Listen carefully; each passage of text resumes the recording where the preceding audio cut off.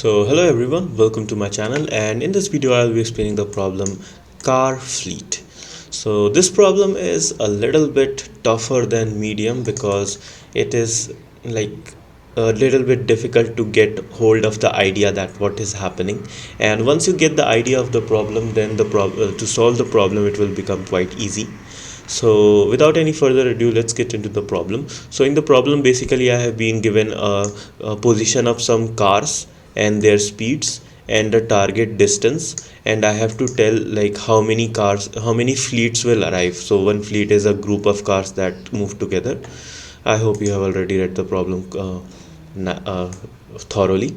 So let's understand the idea with this example. Okay, so I have a rocket ship, and let's say rocket ship is very fast and it is moving with a, it will take 1 second to reach the destination, and this is the finish line. Okay, and then we have this normal car, it will take 2 seconds, and this tractor, this will take 5 seconds, and this F1 car, it will take 6 seconds. Okay, so the main idea is that I have to look at only two cars, okay, at a time. Why? Because suppose this car is taking 2 seconds and this tractor is taking 5 seconds, so will this tractor ever be able to catch up with this car before it reaches the destination? The answer is no. Okay, so but you may be thinking that so like this car will arrive alone as a single fleet. Okay, so then you may be thinking that but the supercar but the this spaceship can reach it the car in 1 second. So this can make one fleet, the spaceship and the normal car. But no, this is because because it is given in the question that if a faster car collides with a slower car, then the speed of that fast spaceship will become the same as the speed of the slower car. So for example, before this spaceship collides with this car, it will have to collide with this F1 car, and once this spaceship car, suppose it even takes 0.1 seconds to reach the destination, it will take now 6 seconds because this spaceship and this F1 car will become the same. Okay, so with this intuition I can go on to solve this problem. So now what will happen is that this normal car will go and cross the destination. Okay, now I will be looking at this F1 car and this tractor. So F1 car will take 6 seconds and the tractor will take 5 seconds. So the tractor will obviously reach the destination before the supercar. So the tractor will also reach there. Now what will I will see that I will compare these two, this rocket ship and this F1 car. So F1 car is taking 6 seconds to reach the destination and rocket ship is taking 1 second. So what will happen is that this rocket ship will collide with this F1 car and they will become the same, and they together will take how much time, like 6 seconds. They will take 6 seconds time to reach the final position. Okay, they won't collide here, they will collide somewhere around here at this position, but since the final speed is going to be 6 same, that is that of the F1 car, so that is why they will take 6 seconds. Okay, so I just suggest that you draw it once and then it will be clear. So now let's understand this with this example. So this is the same example that has been given here. The only thing is that I have sorted them such that in order of their position. Okay, so so let's translate this to the below explanation into this problem. So what I will see is that I will first compare these two these two cars, and what I see that they are taking the same time to reach 12, that is 1 second. How I have calculated the time, it is basically in normal relative motion. So that is basically the delta position divided by delta, the difference in speed. So by that I get the time to reach the target. So this is the target. So I see that they are going to collide with each other because they are going to have the same time to reach the ending. So what I will do is that I will just remove this, and now this car and this car are the same. Okay, so now I will compare these two cars.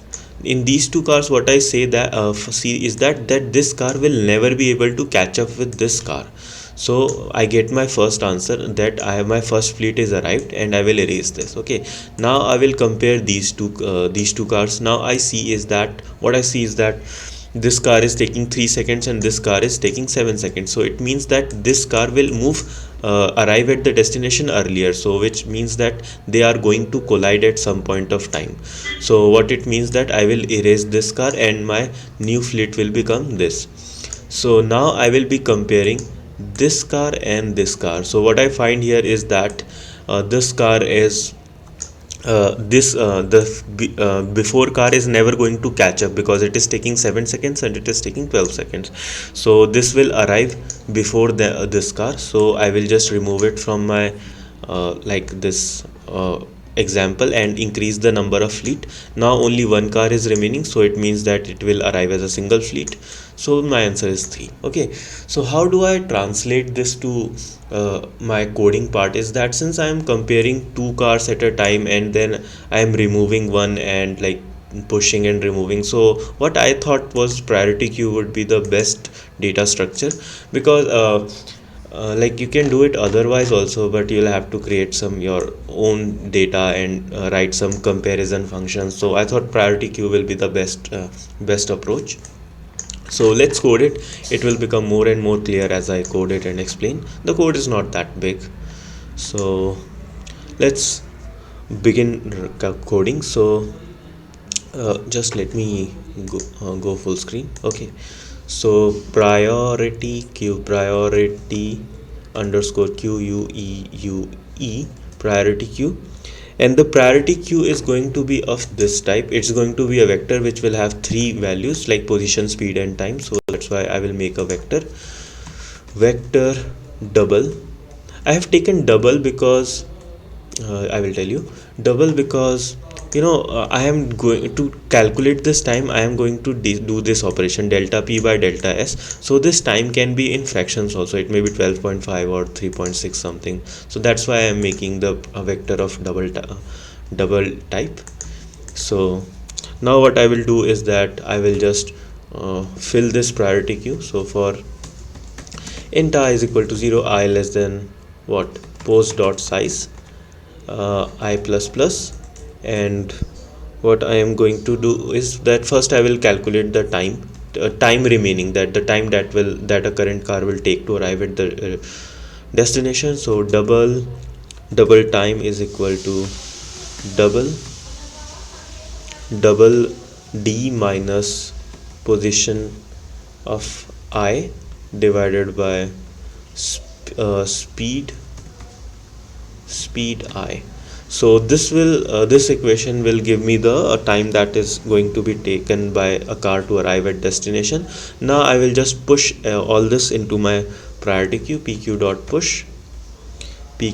push. I will just change the type of my data, because like position is an integer, so I will make it double position I comma double speed I comma time is already in double.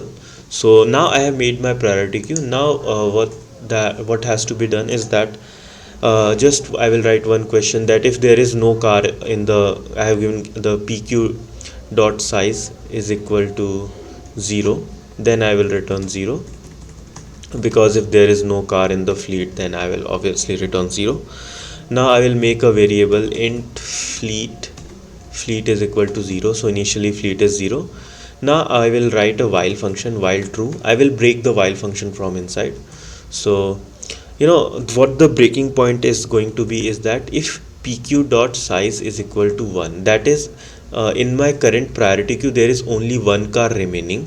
That was, for example, this was the case where in the end only one car was remaining. So what I will do is that I will increase the slice of my fleet by 1, so fleet plus plus, and then I will break. So this is like the breaking condition for while loop, and in the end I will return fleet. So now let's do the inside part. So what the inside part is going to be is that, as I told in the example, that I have to compare two cars. Okay, just a second. Okay, so I have to compare two cars at a time. So the two cars is going to be, just let me clear this a little bit.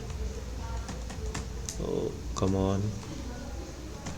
Okay, so the two cars are going to be the cars that are closest to the destination, so the priority queue, the thing about priority queue is that when I put something in priority queue, it will get sorted by this their position, current position, such that the car that has the highest position will be at the top. Okay, so now what I will do is that auto ahead car will be pq dot top, and then I will pop this out of the queue, pq dot pop, and now I will make another queue behind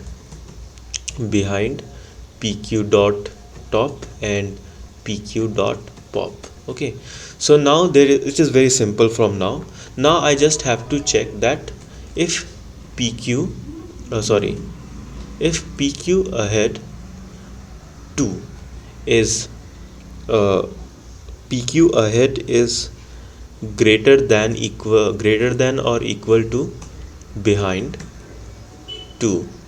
What this means is that the ahead time, the car that is ahead is going to take more time. Okay, for example, in the case of these two, the car that is ahead is going to take more time as compared to the car that is behind. Then in that case, what will happen is that my fleet size will not increase. Ahead is going to take more time. Just one second. Ahead is going to take more time, so this means, yes, ahead is taking more time, so this means that my fleet will not increase. The behind car is going to collide with the ahead car, and they are going to become the same car, moving with the same speed. So what I will do is that I will just pq dot push what ahead, and if the ahead car is moving way fast, for example, when I was at this case, so for example, this is the slower car and this is the faster car, then what will happen is that I will just get my fleet count increased by 1, and this car will escape, and now in my priority queue only this car will be remaining, the car that is behind. So now what I have to do is that I have to increase the fleet by fleet plus plus and pq dot push behind.